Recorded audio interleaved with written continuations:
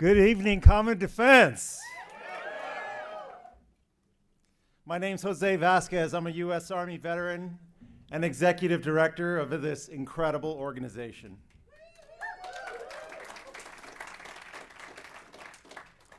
Tonight, I want to speak to you all about our conference theme, Building Veteran Power to Meet the Moment. But before I begin my remarks, I want you to take a moment and look around this room. And I know Amy and Jojo asked you to do that as well.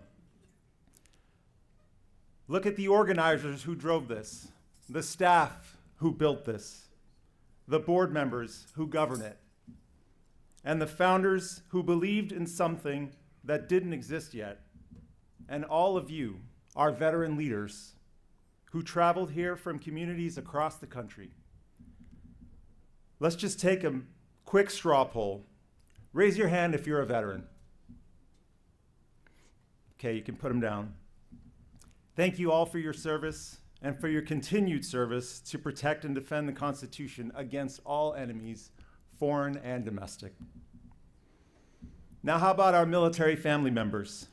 Raise your hand if you have a grandparent, a parent, a sibling, a spouse, a partner, or loved one who served.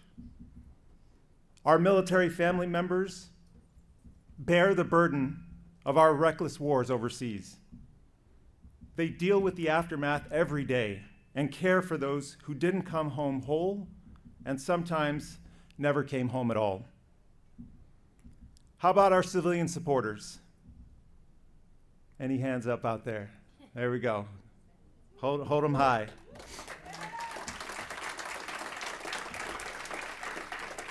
We know you care deeply about this community and want to help us win, so thank you for being here. Take it all in, because what you're looking at is something extraordinary. 10 years ago, this room did not exist. These relationships did not exist.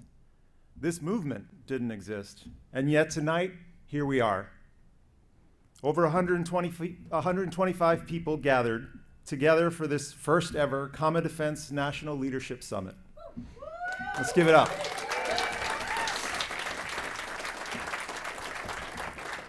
Now, this didn't happen by accident.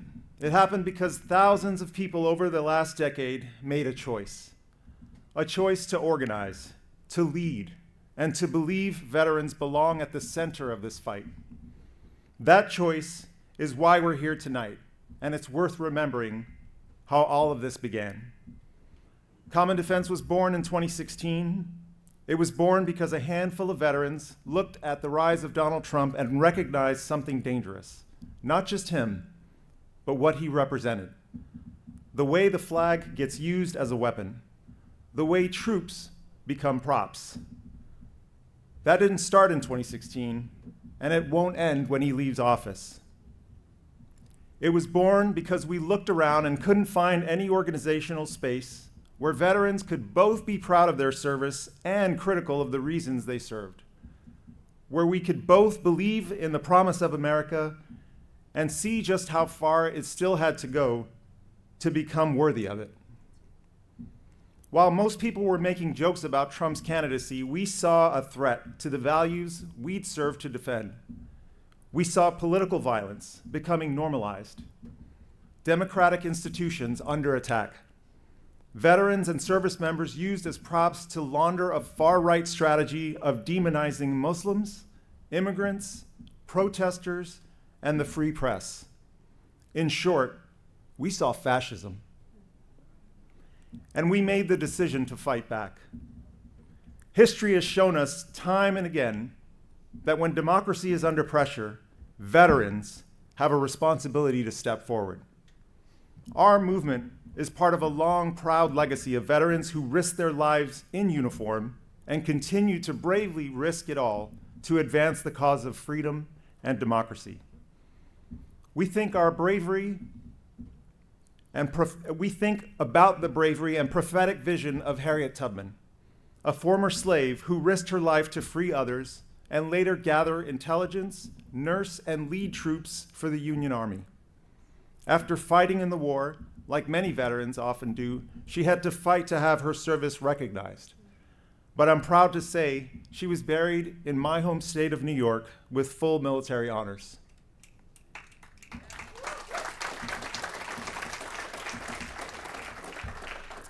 Veterans like Macio Snipes, who served honorably during World War II only to be treated dishonorably by members of his own community in segregated Georgia by denying him the right to vote. He tried to trade his boots for a ballot and was gunned down by a racist white mob. Or Medgar Evers, one of my favorites, who was a tanker in World War II in a segregated military. He came home, got active with his local NAACP chapter in Mississippi. Medgar rose through the ranks of that organization as an organizer and leader and became one of the architects of Freedom Summer. He trained young Northern college students to register voters in the Deep South. He risked his life doing this work and was ultimately gunned down in front of his own home. Veterans have always been at the forefront of movements for progressive change and understand the true dangers that racism and fascism pose to our democratic principles. We have a responsibility to understand this history of veterans organizing, to incorporate it into our political education, and to teach others that we stand on the shoulders of giants. Which is why, at some point this weekend, I highly encourage you all to visit the bookstore right through those doors. Buy a book, build your library, read movement history, read organizing history, read veteran history, because every successful movement studies the generations that came before it. Our opponents understand the power of stories. We need to understand our stories too. Common Defense now has a story worth telling. And while you're here, take the opportunity to tell your own story to our comms team. And we're set up to do that, to really capture the voices of our members. You are the next Harriet Tubman, Macio Snipes, Medgar Evers, Howard Zinn, Monica Helms, Gilbert Baker, and Harvey Milk.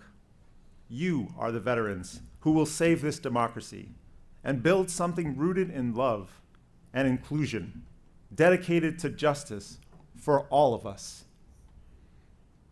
Over the last 10 years, we've built something extraordinary.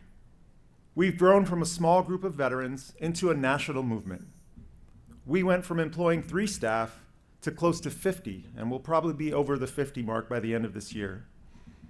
Soon, we're going to be signing a contract with CWA because our staff has decided to unionize, and I'm so excited and proud.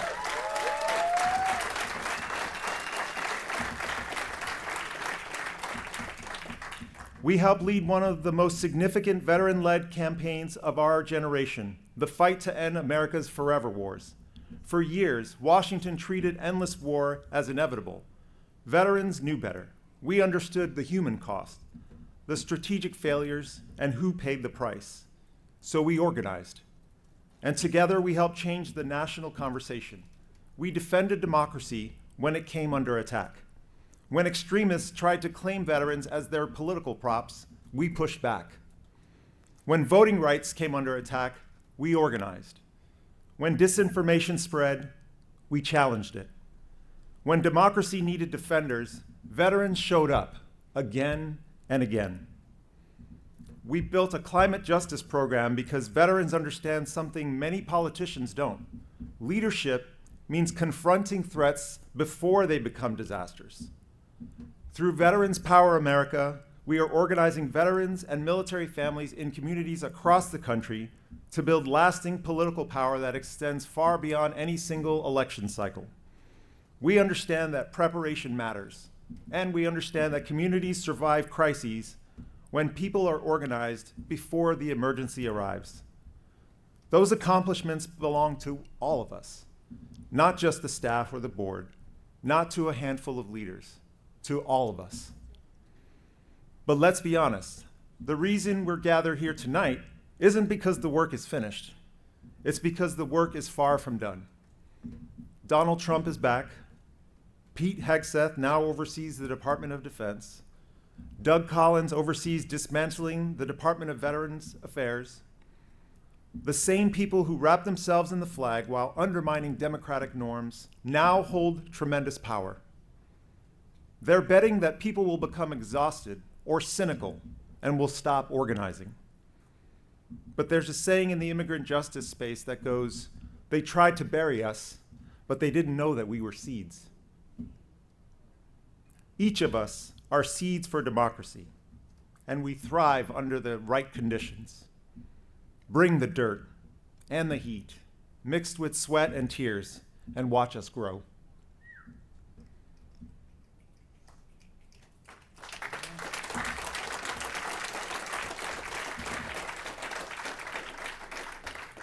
Right now, Common Defense members are organizing to stop another catastrophic war in the Middle East through our No War with Iran campaign, because veterans understand the true cost of war better than anyone. We know that wars are easy to start and difficult to end. We know that the people making the loudest arguments for military action are rarely the ones who will bear the consequences. There's a great System of a Down song that says, "Why do they always send the poor?" It's one of my favorites. And we know that patriotism requires courage to ask hard questions before American lives are put at risk. At the same time, we're building political power through our Boots to Ballots initiative. Because if we want different policies, we need different leaders. If we want a government that reflects our values, veterans and military families must be prepared not only to vote, but to run, to lead, and to serve in public office. And to the candidates and elected officials joining us this weekend, thank you for stepping forward to serve. Democracy requires organizers, but it also requires people willing to put their names on a ballot. We don't support candidates because of party labels. We support candidates who believe democracy is worth defending. Candidates who believe that the government should serve working people. That patriotism means expanding freedom, not restricting it. Candidates who are willing to stand up to extremism rather than accommodate it. These campaigns are not separate from our mission. They are our mission. They are how we translate our values into action, how we move from outrage to organization, and how we build veteran power. Many of you just watched a video about my cancer journey, or at least part of the story was about that. So I don't want to repeat what you've already seen. I'll simply say this. One thing cancer teaches you is that none of us know how much time we have. It teaches you that every day matters, that the things worth fighting for are still worth fighting for even when the outcome isn't guaranteed. And it teaches you that hope isn't passive. Hope is taking action. It's choosing to keep showing up in the face of seemingly insurmountable odds, to keep building something larger than ourselves and stronger than the sum of its parts. Hope is organizing. Which brings me to why we're really here this weekend. We're not here simply to celebrate. We're here to build. Yes, we founded an organization to fight the rise of extremism and oppose Donald Trump and all that he stood for. But this movement is about more than that. And whatever we build here this week will outlast him and this moment in American history. When you leave Chicago, I want you thinking about one question. What are we going to build together over the next 10 years? Because the next chapter of Common Defense cannot be written solely by national staff. It must be written by leaders in every state, by members who identify new leaders, members who recruit, train, organize, and mobilize. If your state doesn't have a state organizing committee, start one.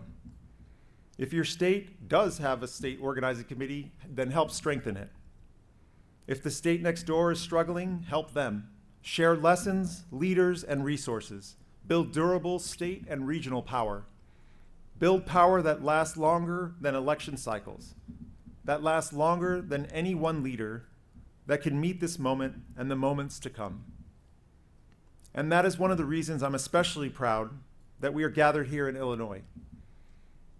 Because while too many elected officials have chosen silence, Illinois has shown what it looks like when leaders stand up and fight back.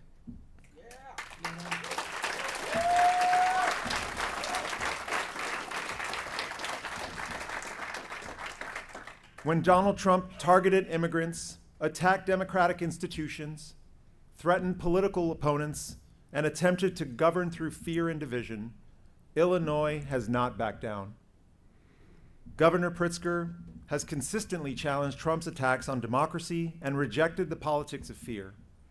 As Commander-in-Chief of the Illinois National Guard, he also understands the responsibilities that come with serving those who wear the uniform and those who have served before them. Whether you agree with every decision any elected official makes is beside the point. The point is this: leadership and courage matter. And the people we organize, recruit, train, support, and elect shape the future of this country. That's why our work matters. 10 years ago, our founders looked at a dangerous political moment and decided not to wait for someone else to act. Now it's our turn. Future members of Common Defense will look back on this weekend and ask what we did when democracy was tested, what we did when extremism grew, what we did when communities needed leadership. Let the answer be this: we organized, we grew, we trained leaders, and we built power.